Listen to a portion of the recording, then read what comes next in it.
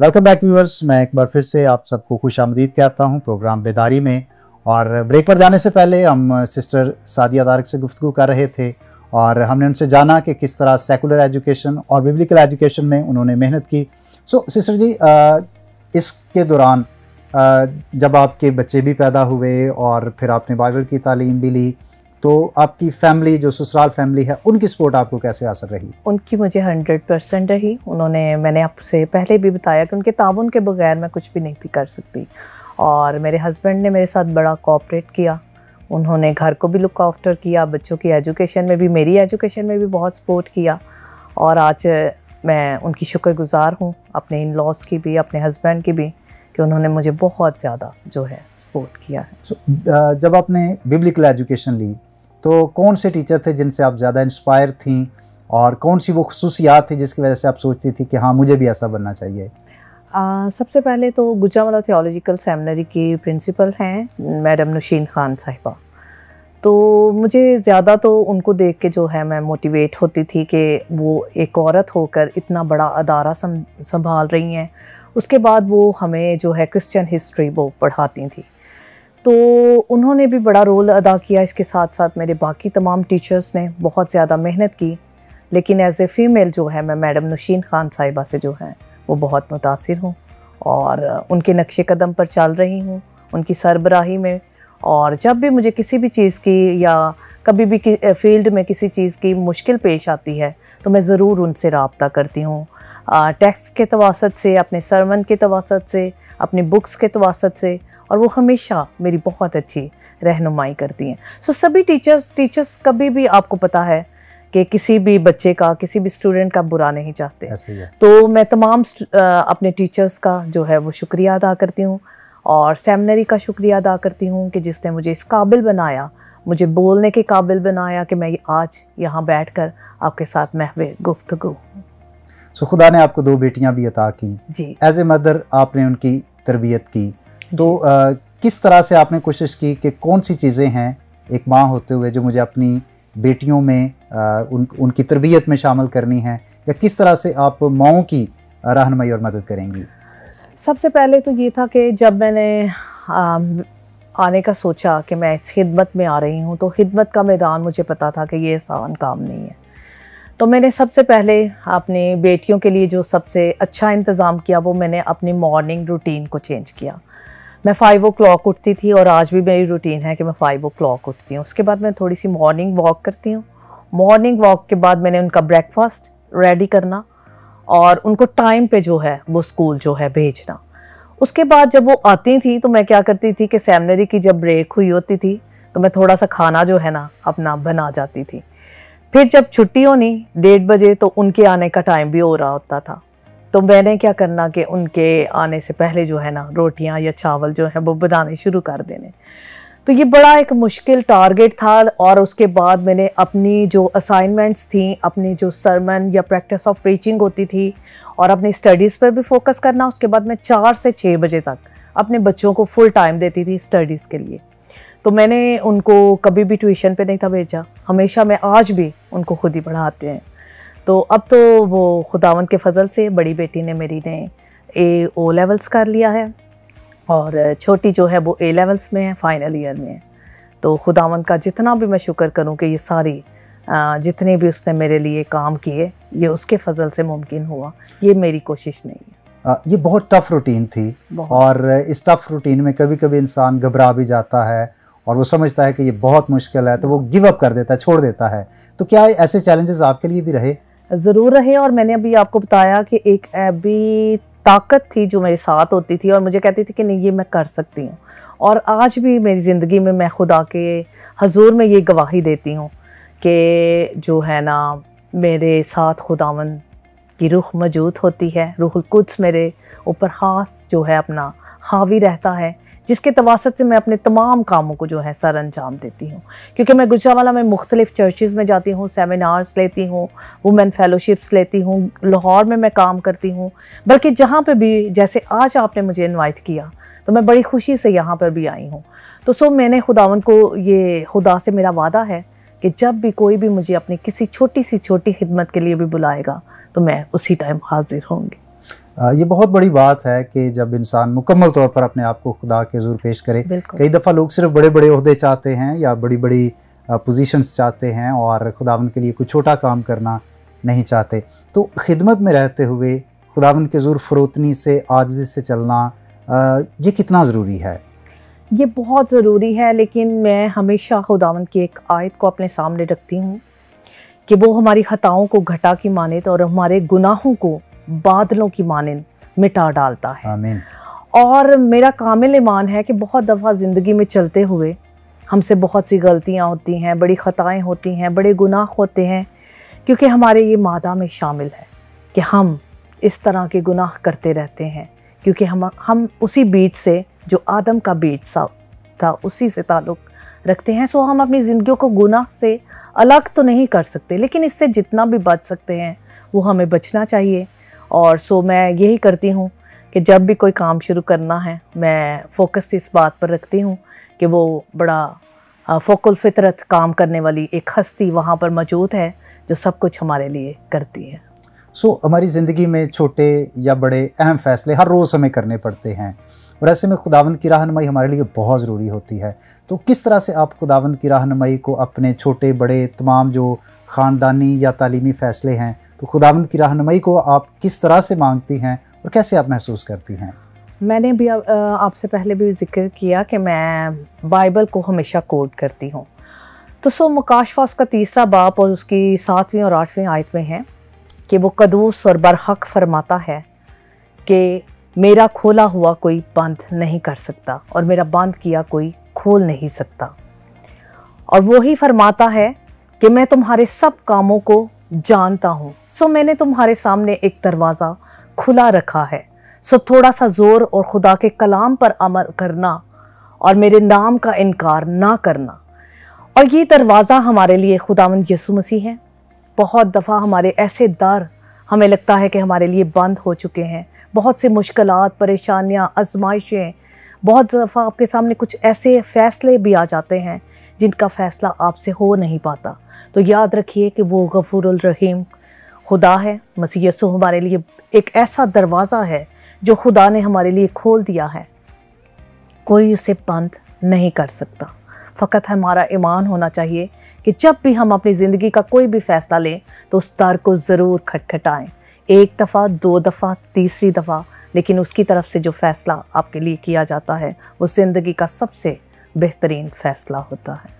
बहुत सारी नौजवान बेटियां, हमारी बहनें इस वक्त हमें देख रही हैं और बहुत सारी जो हैं वो खिदमत में आने का शौक़ भी रखती हैं, अपनी ज़िंदगी में बुलाहट भी महसूस करती हैं, लेकिन उनके लिए कोई मुनासिब प्लेटफॉर्म नहीं होता या उनको कोई इनकरेजमेंट नहीं होती, कोई सपोर्ट नहीं कर रहा होता।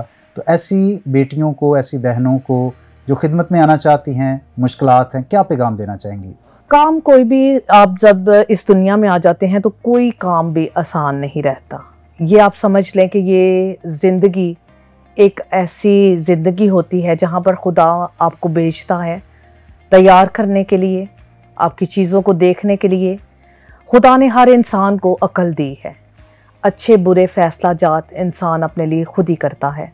और एज़ ए बेटियाँ होते हुए, एज़ ए बहुएँ होते हुए, एज़ ए बहनें होते हुए, एज़ ए बीवियाँ होते हुए, बहुत दफ़ा औरतों को बहुत से मुश्किल हालात का सामना करना पड़ता है। बहुत से लोग हैं जो इन हालात में खुदा से दूर हो जाते हैं, लेकिन मैं आपको ये यकीन दिलाती हूँ कि आप जितना खुदा के साथ कनेक्ट रहेंगे उतना ही खुदा से आप बरकतें पाएंगे। और प्लेटफॉर्म जो है वो खुदा ने आपको फराहम करने होते हैं, आपको सिर्फ़ उसके दर पर जो है वो नॉकिंग करनी होती है। और ये नॉकिंग आप सिर्फ़ अपनी दुआ के ज़रिए, अपनी बाइबल के ज़रिए और खुदा से अपने ताल्लुक़ को जितना मजबूत करते जाएंगे उतने आपके दर खुलते जाएंगे। बहुत दफ़ा कलीसियाओं में या इवन ख़ानदानों में भी ऐसे लोग होते हैं जो बेटियों को या ख़वातीन को, बहनों को वो डिस्करेज करते हैं कि नहीं, आप ख़ातून हैं, आप औरत हैं, मुआशरा ठीक नहीं है, हालात अच्छे नहीं हैं। तो वो उनको संडे स्कूल की एक्टिविटीज़ में या कलीसियाई एक्टिविटीज़ में या मुख्तलिफ सेमिनार और प्रोग्राम या कैंप्स में शमूलियत से वो रोकते हैं, डिस्करेज करते हैं। ऐसे लोगों को आप क्या पैगाम देंगी? मेरे पास कल एक बेवा औरत आई अपनी बेटी को लेकर, और उनके घर में शुरू से जो है ना, घर से बेटियों को बाहर निकलने की परमिशन नहीं थी। मैं आपके साथ ये अपने आज पाकिस्तान के जो हालात हैं वो शेयर करने लगी हूँ और उसी के तवासत से अगली बात का मैं जवाब दूँगी। तो वो मेरे पास आई और उन्होंने मुझसे रिक्वेस्ट की कि इसको कहीं पे कोई भी ट्रेनिंग जो है आप समझती हैं, आपकी नज़र में जो है इसके लिए बेहतरीन हो, क्योंकि हम इसको ना तो आगे बढ़ा सकते हैं, ना मेरे पास फीसिस हैं और हमारे बिल भी बहुत ज़्यादा आए हैं। तो आप प्लीज़ इसको जो है किसी जगह पर जो है ना इसको आप लगवा दें, ताकि एक तो ये ट्रेनिंग ले, उसके बाद अपने लिए कुछ रोज़गार के लिए जो है ना वो कमा भी सके। तो अब वो दौर बहुत फ़र्क है। मैंने कहा जो आज से 10 साल पहले के हालात थे वो फ़र्क थे, आज से 15 साल पहले के जो हालात थे अगर आप देखें वो फ़र्क थे। लेकिन फ़ी ज़माना अगर आप देखें तो मेरे ख्याल में अब लड़कियों का काम करने का भी रेशो बढ़ रहा है। चर्च एक्टिविटीज़ में आप देखें, सेमिनरीज़ में आप देखें तो सेमिनरीज़ में जो है मेरे ख्याल में इस टाइम जो है 5% या 10% वीमेन आपको हर मिनिस्ट्री में जो है वो नज़र आएंगी। तो मैं खुदावंद का शुक्र करती हूँ कि कोई भी चीज़ आपके लिए रुक नहीं सकती और ऐसे वालिदैन रोक भी नहीं सकते, क्योंकि अब हालात ही ऐसे मुमकिन नहीं रहे कि आप अपनी बच्चियों को आगे बढ़ने का जो है वो मौका न दें। अगर आप पिछले दौर की बात करें तो मैं आपसे मुत्फिक हूँ कि बहुत दफ़ा माँ बाप जो है वो कैंप्स में नहीं जाने देते थे, सेमिनार्स में नहीं जाने देते थे और कम्युनिटी के बाकी प्रोग्राम्स में नहीं जाने देते थे। लेकिन अब बच्चियाँ भी तालीम याफ्ता हैं, ज़्यादा नहीं तो कम, लेकिन उनमें कोई ना कोई जो है वो हुनर सीखने का जो है शौक़ है और वो चाहती हैं कि वो अपने घर वालों की हेल्प कर सकें। तो ये जो महंगाई है, आज का जो दौर है, ये मेरे ख्याल में लोगों की सोच और समझ को बहुत हद तक बदलने में कामयाब हुआ है और हमारी कम्युनिटी की सोच को भी, कि अब वो लोग हर जगह पे जो हैं बेटियों को ज़्यादा तादाद में जो है भेज रहे हैं। यानी जो ख़वातीन हैं, जो बेटियां हैं, कोई ना कोई स्किल, कोई हुनर, कोई टेक्निकल एजुकेशन उनके पास होना ज़रूरी है। जी जी जी, क्योंकि इसके बगैर देखें सारी दुनिया तरक्की कर रही है और पाकिस्तान ना सिर्फ तरक्की पजीर है बल्कि कर्ज में भी डूबा हुआ मुल्क है।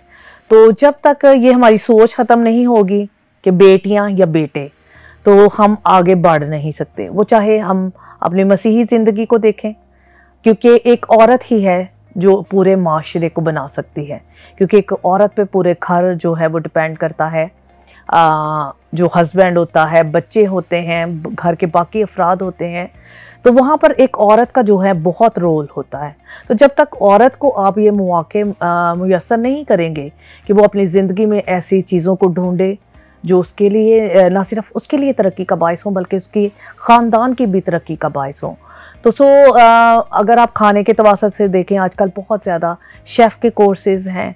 अगर आप वैसे देखें वो एजुकेशन के लिहाज से, बच्चों को एजुकेट करने के लिहाज से, अपने हस्बैंड की वो हेल्प कर सकती हैं कंप्यूटर को यूज़ करने से।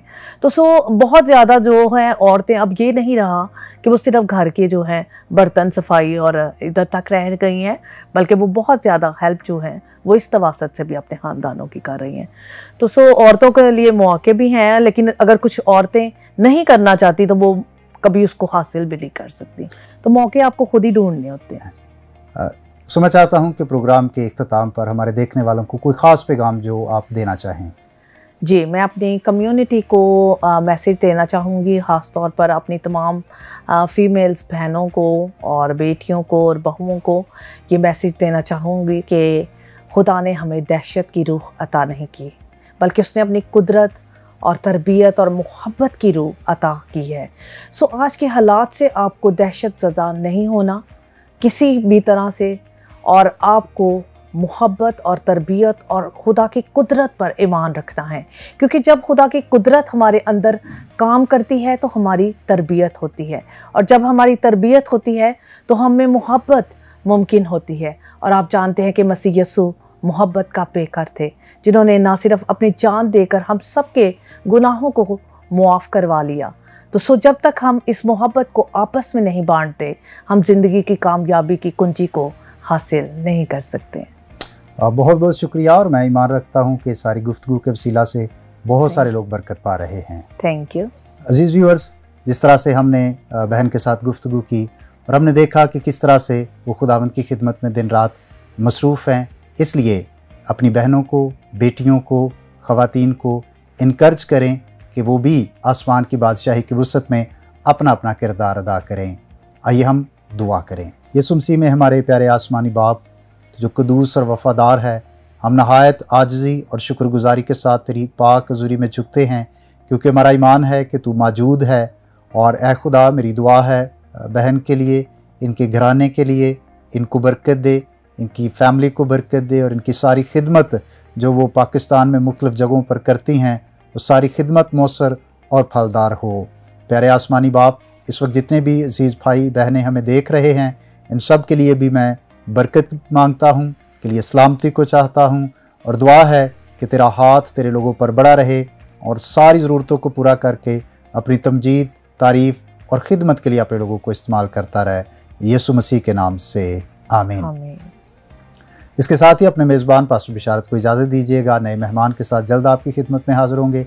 तब तक अपना बहुत सारा ख्याल रखिएगा और मुझे दुआओं में याद रखिएगा। देखते रहिएगा होशाना टीवी। God bless you.